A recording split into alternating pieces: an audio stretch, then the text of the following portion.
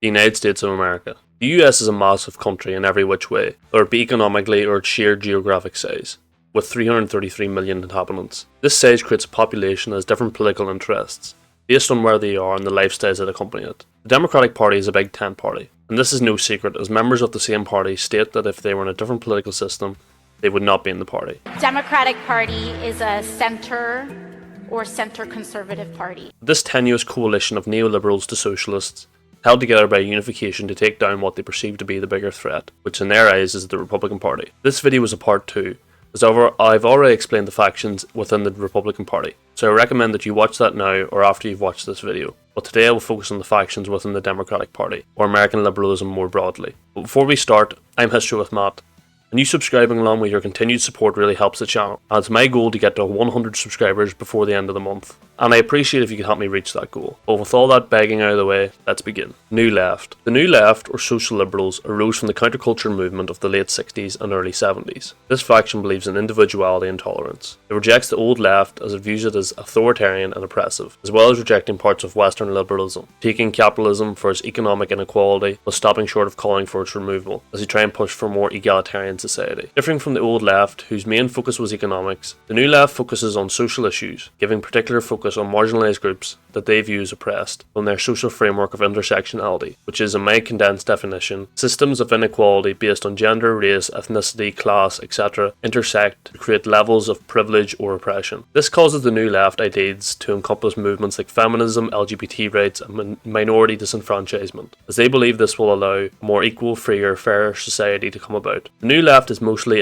non-interventionist, as they see foreign wars as imperialist and cause unnecessary oppression to the invaded population. However, there are exceptions. They view a war as preventing imperialism, such as the war in Ukraine. They will strongly support it. They support increased government spending to provide for those who, again, they view as oppressed in a social safety net, as the government will prevent these people or groups from harm. The New Left favours direct democracy, which decentralises the government. This is partly a reason why they are quite vocal public activists, as they are highly engaged in the political process, which is a key strength of theirs, as they are quite often seen in the media and upper academia. Prominent figures of this faction include Pete Buttigieg, Kirsten Gillibrand, and Tommy Baldwin. Moderates or Blue Dogs. Blue Dogs, in my opinion, are the most interesting faction in the Democratic Party, as its ideology and circumstances have changed over time. The Blue Dogs were formed after the 1984 Republican Revolution that saw the Republicans win the House for nearly 50 years, by taking seats from Southern Conservative Democrats, and this group was formed to unify and safeguard their interests. The term Blue Dog comes from Texas Democratic Congressman Pete Green, who later joined the Bush administration, and said that members were choked blue by Democrats on the left. In the late 90s and early 2000s, Blue Dogs represented the centre-right of the Democratic Party, espousing physical responsibility and cultural liberalism. Like moderates in the Republican Party, Blue Dogs pride themselves on bipartisanship, working with Republicans to pass legislation. While in the 90s, the Blue Dogs were more southern and socially conservative, as the Democratic Party has shifted leftward, particularly in social issues, this has caused the Blue Dogs to either join the centrist New Democrat coalition or jump ship and join the Republicans. As of 2024, it has only 10 current members. In the past, Democrats ran more conservative candidates in more Republican seats, but under the presidencies of Barack Obama and Joe Biden, the Democratic Party has unified more in the leftward direction, and has begun to have more policy disagreements with its left flank rather than with its right flank, which is fading. Blue Dog peak was the 2008 election, as they had 64 members, but lost half of them in 2010. In present,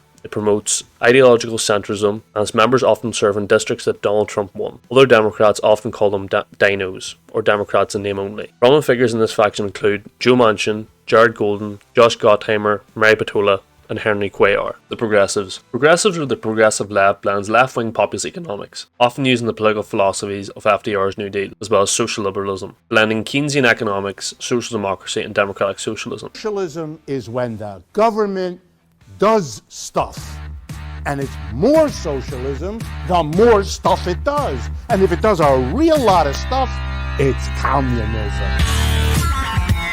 Just like the New Deal of FDR, they will use federal power and economically intervene in the economy. The progressive left particularly focus on multinational corporations, as they feel that they have exploited American citizens, particularly younger generations, and they will attempt to regulate these businesses. Progressives often view the government's role should focus on improving the lives of its citizenry by introducing universal healthcare, free college tuition, raising the minimum wage to $15 an hour, although some favour instituting a national living wage to replace the minimum wage. Progressives favour the federal government to create public works to modernise the economy, with a particular focus on infrastructure, as well as the phasing out of fossil fuels to be replaced with green sources of energy. This faction gained ground with younger college-educated Americans who are disenchanted with the state of the country, whether it be economically in the struggle to find jobs or socially in the discrimination to various groups. This can be seen in Bernie Sanders' 2016 run for the presidency. Progressive main focus is domestically, and they are less internationalist than other factions in the Democratic Party, although they do favour internationally combating climate change. Progressive used to differ on the issue of immigration. Some viewed that immigration hurt the American worker and allowed big corporations to hire cheap immigrant labour. However, instead, they favour amnesty, abolishing the US Immigration and Customs Enforcement, or ICE, police reform, and are economically protectionist. Progressive currently have 96 members in the House. Where the real ideological divergence with progressives is the Israel-Palestine issue, with some members supporting Israel like Richie Torres, while others like Ilhan Omar and Rashida Tlaib support Palestine. Prominent figures in this faction include AOC, Bernie Sanders,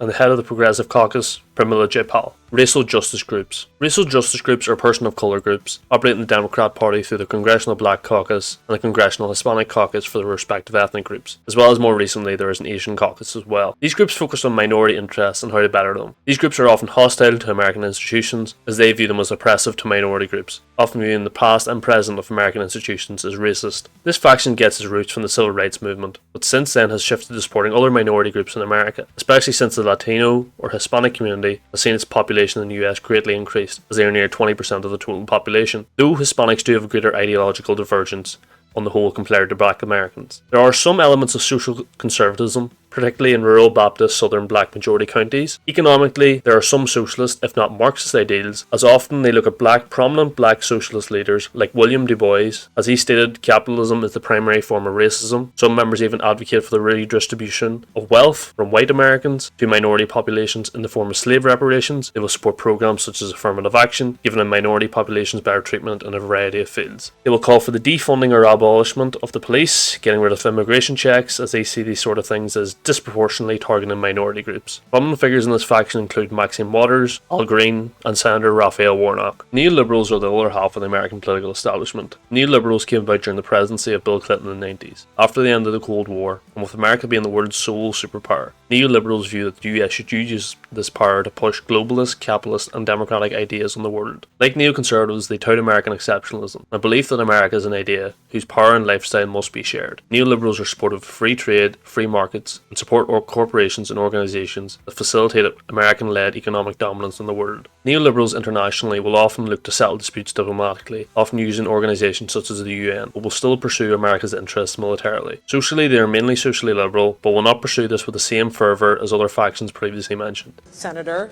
do you support gay marriage? No, Barack Obama nor I support redefining from a civil side what constitutes marriage, placing their foreign interests first. More left-wing factions in the Democrat Party will see neoliberals as centre-right, and see them as only liberal or progressive when it's politically expedient to do so. Prominent figures in this faction include Hillary Clinton, Joe Biden, Senator Mark Warner, former Speaker of the House Nancy Pelosi. The Greens. Though there is a Green Party in the US that got near 500,000 votes in 2020, this party is on the verge of irrelevancy, as parts of the Democrat Party push green policies, with their main focus being environmentalism and sustainability, while also having positions on supporting social justice and non-interventionism. The Greens are also supportive of technological innovation, due to pursuing new avenues of alternative green energy sources. They look to address the climate crisis internationally, seeking global cooperation to combat it. With green policies being adopted by nearly every faction of the Democratic Party, it looks like the Greens will be absorbed in the Democratic faction. Green policies just becoming the norm for the Democrat Party. This can be seen with the Democrats' climate policy, the Green New Deal, being at the centre of the party. Prominent figures of this faction include Senator Ed Markey, former Washington Governor Jay Inslee, and Al Gore. If you enjoyed this video, subscribe, as this helps boost the channel. It is my personal goal to get to 100 subscribers by the end of the month, so I'd be grateful if you could achieve that. I've been History with Matt, thank you very much for watching.